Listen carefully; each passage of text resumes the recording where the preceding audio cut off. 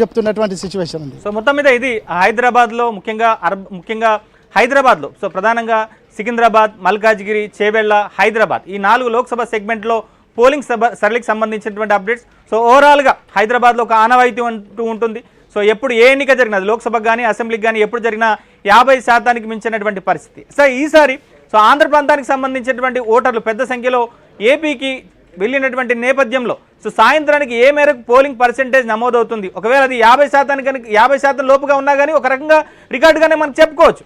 ఎందుకంటే మనం గత అసెంబ్లీ ఎన్నికలు మనకు చూస్తే సో హైదరాబాద్లో కూడా కేవలం 50% మాత్రమే పోలింగ్ నమోదైంది. మరి అప్పుడు ఆంధ్ర ప్రాంతానికి సంబంధించినటువంటి ఓటర్లను కూడా మనం కొంతమందిని ఇక్కడ కూడా ఓట్లు ఉన్నటువంటి వాళ్ళని కూడా మనం కలుపుకోవచ్చు. సో మొత్తం మీద సాయంత్రానికి అయితే మనకు పూర్తి లెక్కలు అందేటువంటి అవకాశాలు అయితే కనిపిస్తున్నాయి. Thank you Siddharth. సో మొత్తం మీదుగా తెలంగాణలో 17 లోక్సభ సెగ్మెంట్లకు ఎన్నిక జరుగుతుంటే సో తెలంగాణలో ఒక అసెంబ్లీ సెగ్మెంట్కు ఉప ఎన్నిక జరుగుతుంది, సికింద్రాబాద్ కంటోన్మెంట్కు.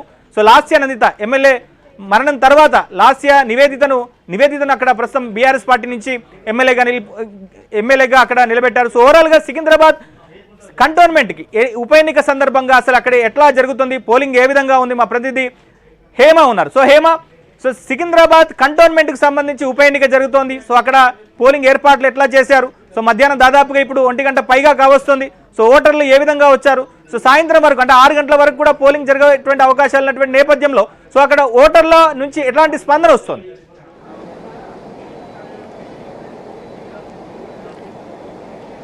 మొత్తానికి తెలంగాణ రాష్ట్ర వ్యాప్తంగా 17 ఎంపీ స్థానాలకు ప్రస్తుతం ఎలక్షన్ జరుగుతుంటే కేవలం కంటోన్మెంట్ కి మాత్రం ప్రస్తుతం ఉప ఎన్నికలు అసెంబ్లీకి జరుగుతూ ఉన్నాయి. అయితే ప్రస్తుతం మనం ఉన్నటువంటి కంటోన్మెంట్ పోలింగ్ కేంద్రం ఏదైతే ఉందో ఇక్కడ ప్రస్తుతం 2 పోలింగ్స్ అనేవి జరుగుతున్నాయి. ఒకటి ఎంపీకి జరుగుతుంటే అంటే సికింద్రాబాద్ సెగ్మెంట్ కి ఎంపీకి జరుగుతుంటే మరొక వైపు కంటోన్మెంట్ ఎమ్మెల్యే ఎలక్షన్స్ కూడా జరుగుతున్నాయి. ఇక్కడికి వచ్చినటువంటి ఓటర్స్ అంతా కూడా రిమైనింగ్ అన్ని ప్రాంతాల్లో ఒక్కొక్క ఓటు వినియోగించుకుంటే ఇక్కడ మాత్రం 2 ఓట్ల వినియోగించుకుంటున్నారు. అయితే మొత్తం ఈ కంటోన్మెంట్ లో ఇప్పటిదాకా 16 సార్లు ఎలక్షన్ జరగగా 1968లో మొదటిసారిగా అప్పుడు ఉప ఎన్నికలు జరిగాయి. అప్పుడు ఏకగ్రీవంగా గెలిచారు. కానీ ఇప్పుడు మాత్రం జరుగుతున్నటువంటి 2024లో రీసెంట్ గా బీఆర్ఎస్ నుంచి గెలిచినటువంటి లాస్య నందిత మరణం వల్ల ఇక్కడ ఉప ఎన్నికలు వచ్చాయి. అయితే ప్రస్తుతం 2024లో జరుగుతున్నటువంటి ఈ ఉప ఎన్నికల్లో మాత్రం ప్రధాన పార్టీల నుంచి 3 పార్టీల నుంచి కూడా ఇక్కడ బరిలో అభ్యర్థులు ఉన్నారు. ఇక ప్రస్తుతం మనం ఇక్కడ చూస్తే పెద్ద ఎత్తున ఓటర్లు ఇక్కడికి ఉదయం నుంచి కూడా చేరుకుంటున్నారు, తమకు ఉన్నటువంటి ఓటు హక్కుని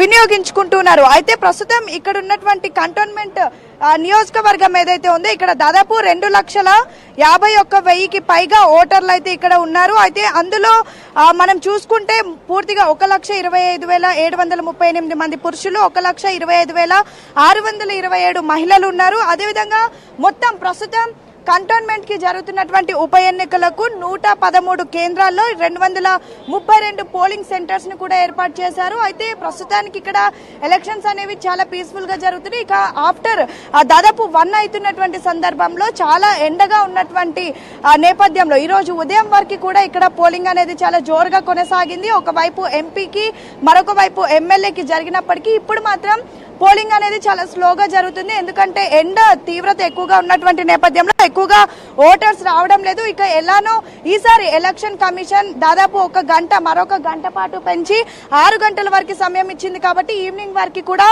పోలింగ్ జరిగేటటువంటి అవకాశాలు ఉన్నాయి. ఇక ఓవరాల్ గా మనం ప్రస్తుతం ఉన్నటువంటి ఇదే కంటోన్మెంట్ అసెంబ్లీ వచ్చేసి మల్కాజ్గిరి ఎంపీ సెగ్మెంట్ కి వస్తుంది. కానీ ప్రస్తుతం ఇక్కడే సికింద్రాబాద్ కి సంబంధించినటువంటి ఎంపీ పోలింగ్ కూడా జరుగుతూ ఉంది. ఇక ఓవరాల్ గా ఇప్పటి వరకు సికింద్రాబాద్ పార్లమెంట్ సెగ్మెంట్ మనం చూసుకుంటే 17.10% పోలింగ్ అనేది నమోదైంది. ఇక ఓవరాల్ గా సికింద్రాబాద్ లో చూసుకుంటే దాదాపు 20 లక్షలకు పైగా ఓటర్స్ ఉన్నారు. అందులో పురుషుల సంఖ్య వచ్చేసి దాదాపు 10 లక్షలు ఉండగా మహిళలు 10,81,000 ఉన్నారు. ఇక మొత్తం కూడా సికింద్రాబాద్ లో ముషీరాబాద్, సికింద్రాబాద్, అంబర్పేట్, ఖైరతాబాద్, జూబ్లీ హిల్స్, సనత్ నగర్, నాంపల్లి ఇన్ని కాన్స్టిట్యున్సీ ఉన్నాయి. మొత్తానికైతే ప్రస్తుతం తెలంగాణ రాష్ట్ర వ్యాప్తంగా 17 ఎంపీ స్థానాలకి జరుగుతుంటే చెప్పండి. ఎంపీ ఎమ్మెల్యే 2 ఓట్లు. ఇది ఓటర్ ఐడి కార్డు ఉందండి, అయినా కూడా లిస్ట్ లో లేదు ఓటు. గతంలో ఓటేసారా ఇక్కడే? ఇంతకుముందు ఒక 10 years బ్యాక్ వేసిండ్రు, అయితే ఇప్పుడు చూస్తే లేదు. ఏం చెప్తున్నారండి ఆఫీసర్స్? ఏమన్నా లిస్ట్ లో లేదు అని చెప్తున్నారు, మళ్ళీ అప్లై చేసుకోమన్నారు. ఓటర్ ఐడి కార్డు అయితే ఉంది. అంటే ఇది వరకు ఈ 2 రోజుల ముందు ఎన్నికల ముందు మీ ఇంటికి వచ్చి ఆ ఓటర్ స్లిప్స్ అవేమి ఇవ్వలేదా? ఇచ్చారు, కానీ అందులో కూడా ఈ పేరు లేదు. ఓకే, అప్పుడు మీరు అడిగినప్పుడు మా అమ్మ చనిపోయింది, అయినా కూడా తీసేయమని చెప్పిన తర్వాత కూడా మా అమ్మ పేరు తీయలేదు. సో మొత్తానికైతే చాలా మంది చెప్తుంది ఏంటంటే ఒకవైపు ఓటర్ స్లిప్స్ వచ్చి ఇంటికి ఇవ్వలేదు, మరికొంతమంది చెప్తుంది ఏంటంటే తమ ఓటు హక్కు గతంలో ఏ పోలింగ్ కేంద్రంలో అయితే వినియోగించుకున్నారో అక్కడైతే తమ ఓటు మిస్ అయిందని అయితే చెప్తా ఉన్నారు. నవీన్, సో మొత్తం మీద ఇది హైదరాబాద్తో పాటుగా ఈ హైదరాబాద్ చుట్టుపక్కల 3 లోక్సభ సెగ్మెంట్లలో పోలింగ్ సరళికి సంబంధించిన అప్డేట్స్. ఇక గ్రామీణ ప్రాంతాల్లో ముఖ్యంగా 2023లో జరిగినటువంటి అసెంబ్లీ ఎన్నికల సందర్భంగా గ్రామీణ ప్రాంతాల్లో ఓటర్లు పెద్ద సంఖ్యలో పోటెత్తారు.